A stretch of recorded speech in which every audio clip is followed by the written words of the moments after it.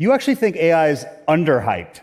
Why is that? And I'll tell you why. Most of you think of AI as, I'll just use the general term as ChatGPT. This guy is the former CEO of Google who literally thinks that AI is underhyped.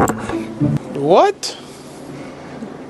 Bro, what are you talking about, man? His name is Eric Schmidt, and while he thinks that AI could literally take over your job, Nobel Prize winner Sir Roger Penrose says, relax, robots aren't gaining consciousness anytime soon. In other words, your Roomba still doesn't know it's depressed.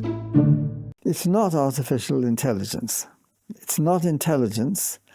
Intelligence would involve consciousness. And I've always been a strong promoter of the idea that these devices are not conscious. And they will not be conscious unless they bring in some other ideas. And just when you thought we were safe, the BBC casually drops this nightmare fuel about AI maybe destroying humanity by 2030. A tech utopia where humans barely have to work.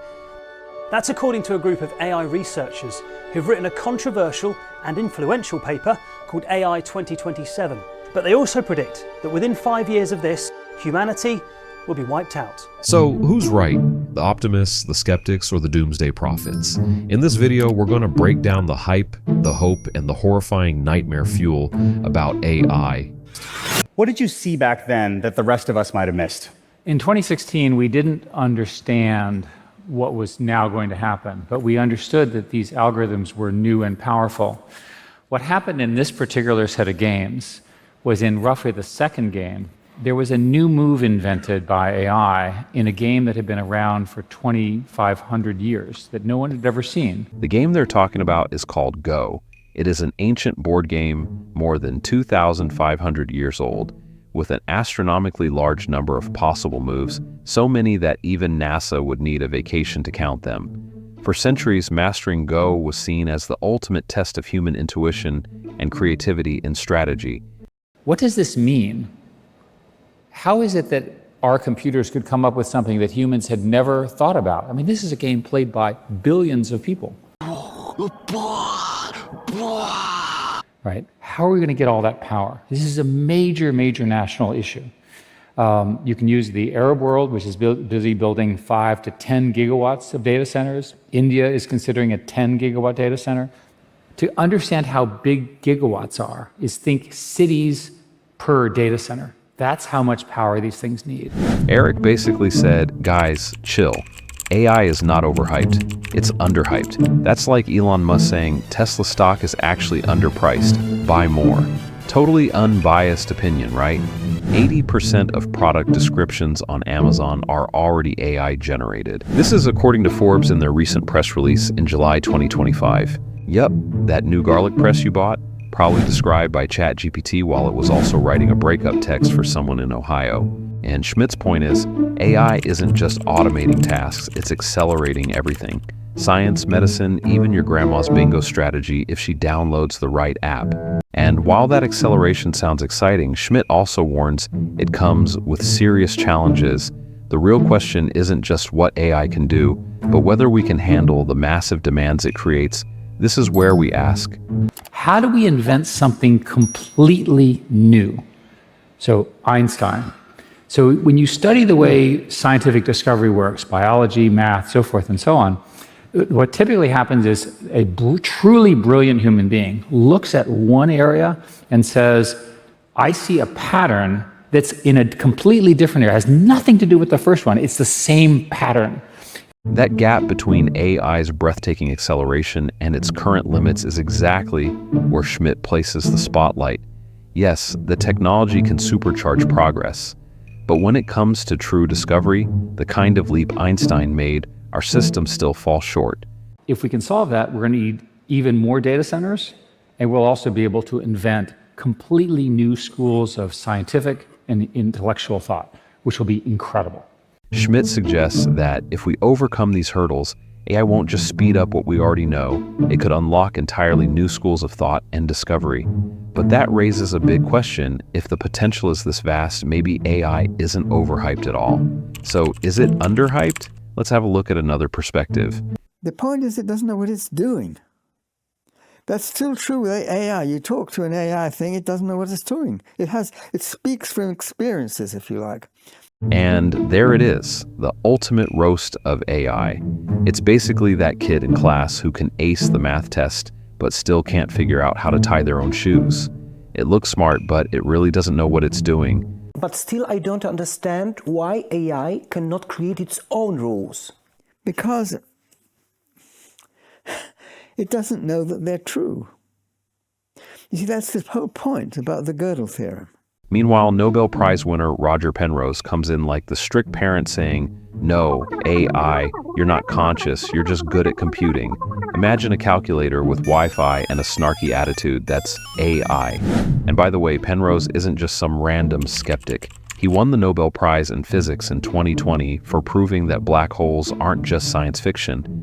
They're real consequences of Einstein's theory of relativity. In other words, when he talks about what counts as true intelligence, he's got the math and the metals to back it up.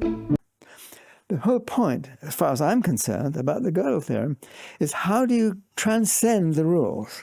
And that's what you do, by understanding them. You understand them why they're true. It's not that you use the rules, but you understand why use of the rules only gives you truths. And that's how you can prove things which go beyond the rules, by knowing why they're true. Now, knowing why they're true, well, what does it mean? Well, it means you understand them. What does understand mean? You've got to be conscious of them. So yeah, AI can potentially argue your divorce case better than your lawyer, and sorry lawyers. AI will likely put you all out of a job soon, but Halfway through, it'll stop and ask, "Wait, am I the problem?"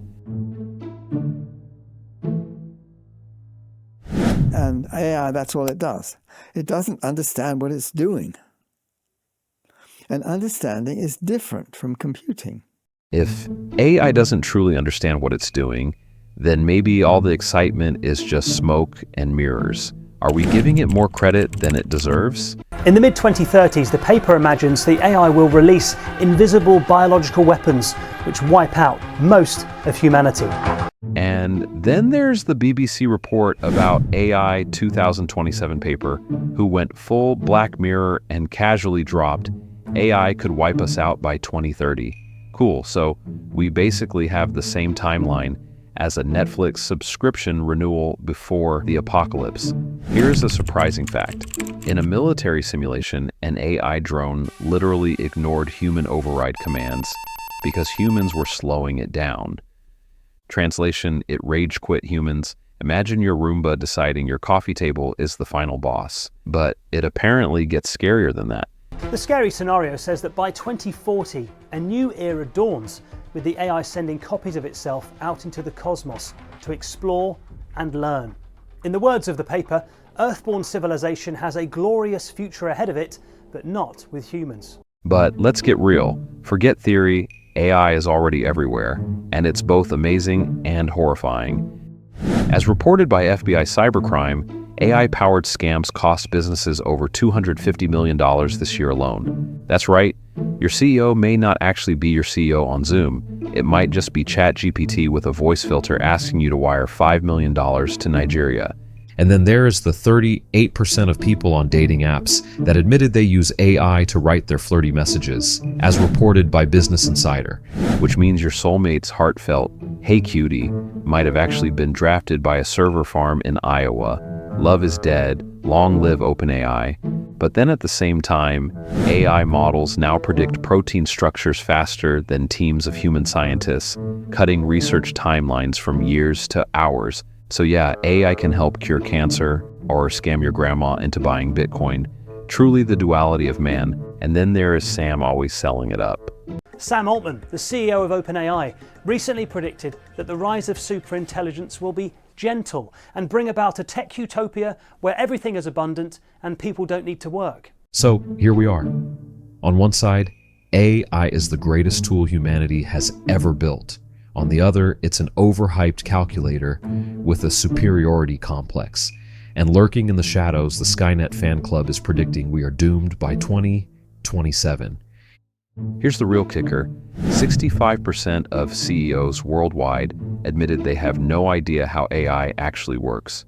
but are investing billions anyway, which is basically like betting your life savings on Dogecoin because you saw a meme. Oh wait, that already happened. So, hype or not? The answer is yes. AI is both underhyped and overhyped, depending on whether you're losing your job, curing cancer, or just trying to get a real human to match with you on Tinder. And if you thought this was wild, wait until you see our deep dive on AI versus God. Trust me, you don't want to miss that one. So whether you think AI is underhyped, overhyped, or just plain misunderstood, one thing's clear, it's reshaping the world faster than we can keep up. Thanks for watching, and let us know in the comments. Is AI the revolution we've been waiting for, or just the biggest hype train of our time? Until next time, stay curious. Hasta la vista, baby.